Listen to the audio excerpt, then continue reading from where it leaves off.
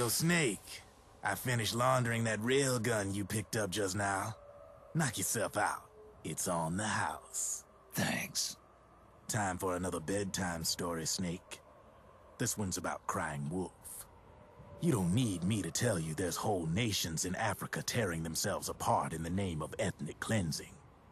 Well, she was born into that environment. When she was a little girl, her village was attacked by rival armed factions.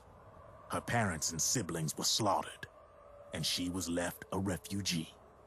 She took her last surviving relative, her baby brother, and ran as far as she could away from the war zone. One day, they came across an enemy unit, so she took her brother and hid in an abandoned shack. And then her brother started to cry. She knew that if the soldiers heard the noise, they would find them and kill them both. So she wrapped her hand as tight as she could around his mouth. As the footsteps gradually went away, she came back to her senses. Her brother wasn't crying anymore. Horrified, she pulled her hand away, covered in sweat and spit. He wasn't breathing. They say wolves eat their own pups when they die. She was spotted wandering through the thick of battle, carrying her dead brother in her arms. She had visions, too. A wolf walking alongside her. Every night, the wolf would howl and cry, just like her brother did that day. Eventually, she made it to a government-run refugee camp. But by then, her brother's body had rotted away. The camp was crowded with refugees like herself, and little children like her brother. Day and night, she was tormented by the cries of babies. The wolf that followed her heard her sorrowful screams and answered. He made his way around the camp, and one by one, he silenced the children.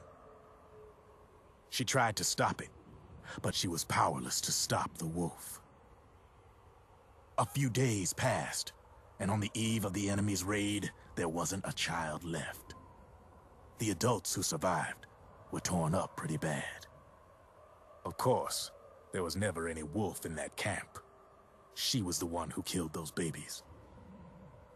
But she couldn't bring herself to admit it. She couldn't bear the thought of herself going from one baby to the next, howling like a wolf, snuffing out their little lives. And she never did, even as Crying Wolf, a lonely beast forever stalking the battlefield. Snake, fighting with you made Wolf finally accept what she'd done. She was cleansed by you. If the cries she heard of children on the battlefield have been silenced, it's because of you. You ought to be proud. 3 down, 1 to go. All that's left is Mantis. But you should know, Snake, she's been controlling all the other beasts. She's the beast of beasts. Don't let her get her hooks in you. I won't. See you around, Snake.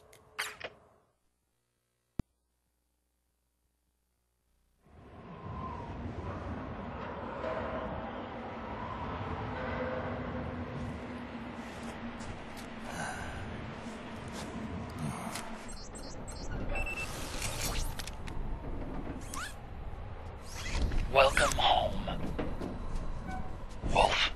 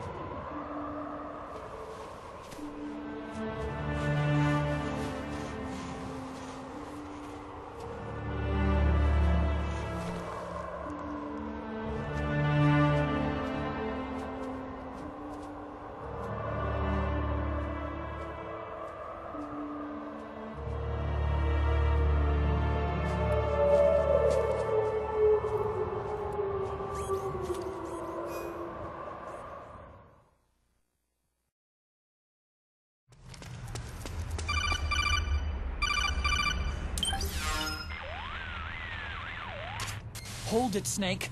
Time to change the disc. I know, it's a pain. But you need to swap disc 1 for disc 2. You see the disc labeled 2? No. Huh? Oh, wait.